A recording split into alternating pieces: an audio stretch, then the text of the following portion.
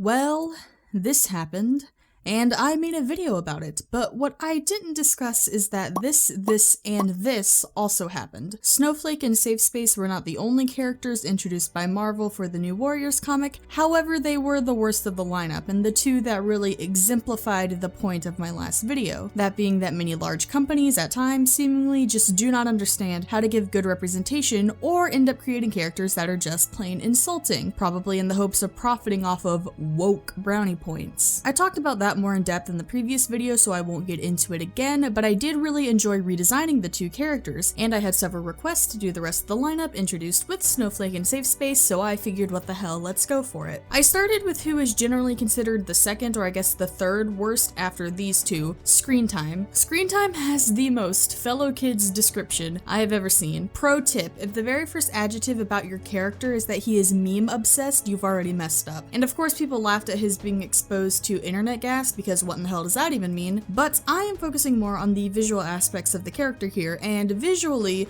a lot of people drew a negative comparison that he kind of looks like Ben 10, and a lot of people have pointed to the colors making it like that, but I honestly don't think it's only the colors. Ben 10 in several iterations wears a similar jacket that we see the Screentime boyo in, but also there is this shape that we see on the torso of both characters that I think led to the connection incidentally being made further to the point that he does just kind of look like an attempt at a superhero design of Ben 10. So I wanted to get rid of that shape on the torso and then just play around a bit with a different silhouette, different shapes to see what I liked. I debated between keeping a jacket and baggier pants on him or not. I ended up going for a more tight-fitted look on him. The guiding concept I went with was that he wanted to make himself kind of like his own computer rig. So he has these glowing areas that are kind of like wiring that all connect to each other. He has two different screens that he can output information to. And for the collar, I was like, if you're gonna go for a big collar look, just really go for it. I even took that insignia he seems to have that looks kind of like a Wi-Fi signal and made it a larger part of his chest plate. I did pull the bright green color a tad up into the blue ranges purely to try to distance him as far from that Ben 10 association as possible, but I left the rest of the colors alone. I kept the hairstyle because there really wasn't anything wrong with that, but I found that little green thing on his head very strange, and it looked like it was just tacked on. I changed it so that the smaller secondary circles were attached directly to his temples, and then those connected directly to his visor and the ear coverings, because that made way more sense to me. I really should have drawn just a headshot and side profile for this to show this off better, but I didn't. I am sorry. I will send myself to the gulag for my crimes. As I worked, I just kind of messed around with various details to see what I liked and what I didn't, changing things up as I went until I found something that I was pretty happy with. Now, the name. In a similar breath to Snowflake and Safe Space, the writer said that they named them Screentime because it was something thrown as an insult and he adopted it to make it his own. But Screentime just doesn't really sound like a good superhero name, and because the second word I had to read in his description was meme, every time I hear Screentime, I pretty much only have this mental image pop into my head. So there are lots of different tech-related words and alternatives. I played around with a lot of different phrases, but what I settled on was, since I said I kind of wanted to make him look like his own rig, I went with the name Machina, which is machine in Latin. And then since he likes memes, maybe he could joke that he is a meme machina or something dumb like that.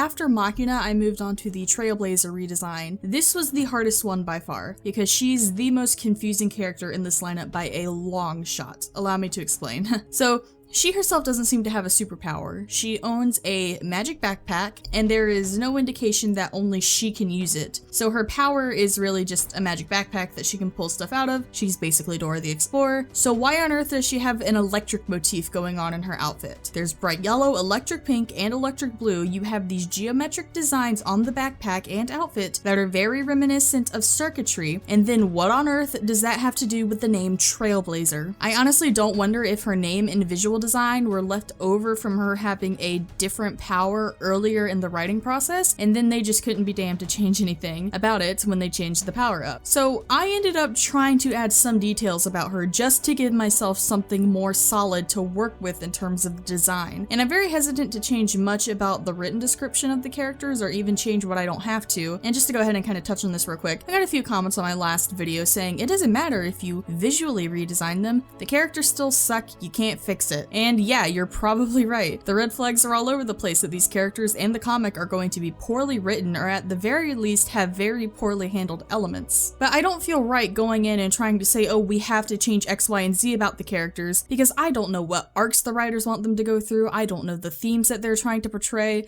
So in the spirit of keeping this a redesign of an existing character, I'm going to try and not change what I feel doesn't need to be changed. And like, I can always give suggestions, like maybe instead of internet gas, he was hit by a laser, because that's something that seems like an overall insignificant detail that could work. But beyond that, I don't want to go in and just start changing everything for the sake of changing it. At some point, you are not redesigning a character, you are creating a completely new character. And sometimes that's what needs to happen, because a whole character just sucks sometimes. But we can't know that quite yet in this situation. And to be clear, if other people want to go and make a completely new character based off of these characters, I'm not saying they can't and they shouldn't. They can absolutely go nuts and do whatever and be as creative as they please, as long as they understand that they're just basically creating a completely new thing here. That's just not really my intent with these videos. I am working primarily on changing the visual designs of these characters and then leaving whatever else I can alone. But as I said, with this Trailblazer character, I didn't try to change things so much as just add some more details to give myself something more solid to work with. First off, don't get too attached to the design you're seeing right now. I did the whole thing, keeping it visually much closer to the original, but then especially when I went to add color, I realized it just wasn't working, and I changed it up a lot more. The first detail I added was that only she can use this pocket dimension, and to play with that electric motif, she has the skin marking that she can activate and then has to use that hand to be able to reach into the pocket dimension and pull anything out. At first, I also kept it a bag to keep it closer to the original, but I changed it to a mail carrier style. The thing is, she did not look like a hero in any way, shape, or form when I did this, and that became very clear when I went to try and color it, and no color combination I used made it look like a hero design at all. So I went back and thought that fundamentally her power is related to having a portal that she can pull stuff out of. So instead of a bag, I made it so that her portal was essentially like a metal ring that she could reach in and out of with her magic hand. She also by description is very much a support type hero, similar to Screentime, not a combatant or anything, which is fine, but I started to imagine that maybe she's kind of a mechanically inclined person, and she makes this chest plate for her suit, and she's able to click her dimension portal into it and has a small door that she can open and close as she needed to reach in and grab stuff. That way you have the same concept of a wearable pocket dimension, but one that's much harder to lose when you're wearing it. Also, it'd probably be cool visually for her to seemingly open up her chest and reach in to pull stuff out when it's actually just a new dimension she's reaching into. And as far as color scheme, since I imagine she's basically reaching into the void, I went with the colors that reminded me most of that, which was blue, black, and purple, though I ended up going with pretty much all purple and black with a little bit of bright white for contrast. I hope to give her a very space mechanic meets superhero kind of vibe. In both versions that I did, I added a leg strap with places for her to store stuff given she might need that to put things that she pulls out of the pocket dimension. I also pinned her braid up just to kind of fit the overall aesthetic that I was going for better. For the name, Trailblazer wouldn't be a terrible superhero name, but it doesn't seem to make sense with her or her power. So the first idea was to call her Manus, which is a medical or Latin word for the wrist and hand, and since she has the magical hand, I thought that that would work, but I had two problems with this. One, a Google search revealed that Manus is the name of a Dark Souls boss, and two, if I went with Manus, then I would have had two heroes who didn't really have a lot to do with each other, both having Latin names starting with M, and I wanted more variety. So since she's got a bit of that electric thing going, I decided to call her Omega, which combines the word Om and Omega, and I added some little embellishments of the Omega symbol in her outfit to reflect this as her name.